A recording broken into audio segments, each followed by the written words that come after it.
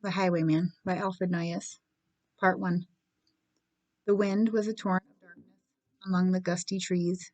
The moon was a ghostly galleon tossed upon cloudy seas. The road was a ribbon of moonlight over the purple moor, and the highwayman came riding, riding, riding. The highwayman came riding up to the old inn door. He'd a French cocked hat on his forehead, a bunch of lace at his chin, a coat of the claret velvet, and breeches of brown doeskin. They fitted with never a wrinkle. His boots were up to the thigh, and he rode with a jeweled twinkle, his pistol butts a twinkle, his rapier hilt a twinkle, under the jeweled sky. Over the cobbles he clattered, and clashed in the dark inn yard. He tapped with his whip on the shutters, but all was locked and barred. He whistled a tune to the window, and who should be waiting there but the landlord's black-eyed daughter, Bess, the landlord's daughter, plaiting a dark red love knot into her long black hair.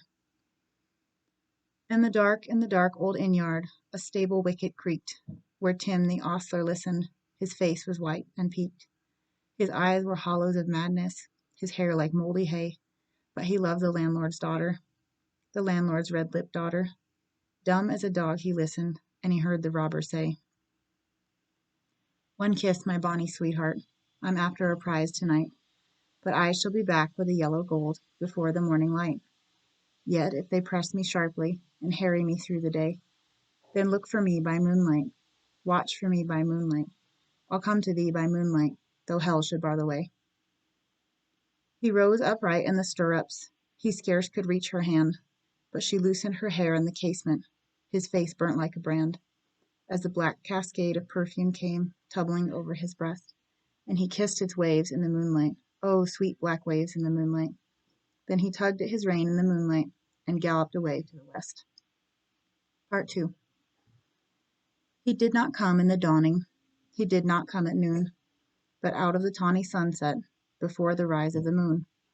When the road was a gypsy's ribbon, looping the purple moor, a red-coat troop came marching, marching, marching. King George's men came marching up to the old inn door.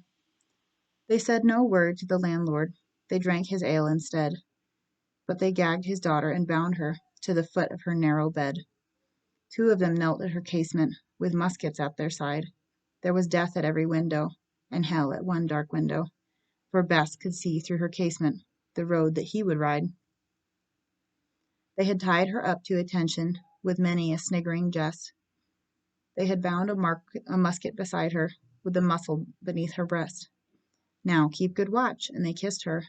She heard the doomed man say, "Look for me by moonlight, watch for me by moonlight.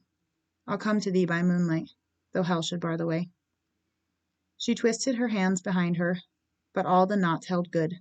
She writhed her hands till her fingers were wet with sweat or blood. They stretched and strained in the darkness, and the hours crawled by like years, till now, on the stroke of midnight, cold, on the stroke of midnight, the tip of one finger touched it. The trigger, at least, was hers. The tip of one finger touched it. She strove no more for the rest. Up, she stood up to attention, with the muzzle beneath her breast. She would not risk their hearing. She would not strive again. For the road lay bare in the moonlight, blank and bare in the moonlight, and the blood of her veins in the moonlight throbbed to her love's refrain. Flop, flop, flop, flop, had they heard it, the horse hoofs ringing clear. Flop, flop, flop, flop in the distance. Were they deaf that they did not hear? Down the ribbon of moonlight, over the brow of the hill, the highwayman came riding, riding, riding. The redcoats looked to their priming. She stood up straight and still. Tlot, tlot in the frosty silence. Tlot, tlot in the echoing night. Nearer he came, and nearer. Her face was like a light. Her eyes grew wide for a moment. She drew one last deep breath. Then her finger moved in the moonlight. Her musket shattered the moonlight, shattered her breast in the moonlight, and warned him with her death. He turned. He spurred to the west. He did not know who stood bowed, with her head o'er the musket, drenched with her own blood. Not until the dawn he heard it, and his face grew gray to hear how Bess, the landlord's daughter, the landlord's black-eyed daughter, had watched for her love in the moonlight, and died in the darkness there. Back, he spurred like a madman, shrieking a curse to the sky, with the white road smoking behind him, and his rapier brandished high. Blood red were his spurs in the golden noon, wine red was his velvet coat, when they shot him down in the highway, down like a dog in the highway, and he lay in his blood on the highway, with a bunch of lace at his throat.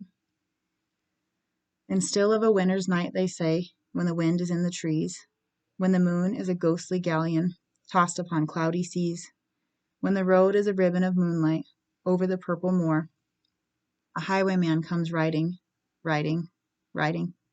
A highwayman comes riding up to the old inn door. Over the cobbles he clatters and clangs in the dark inn yard. He taps with his whip on the shutters, but all is locked and barred.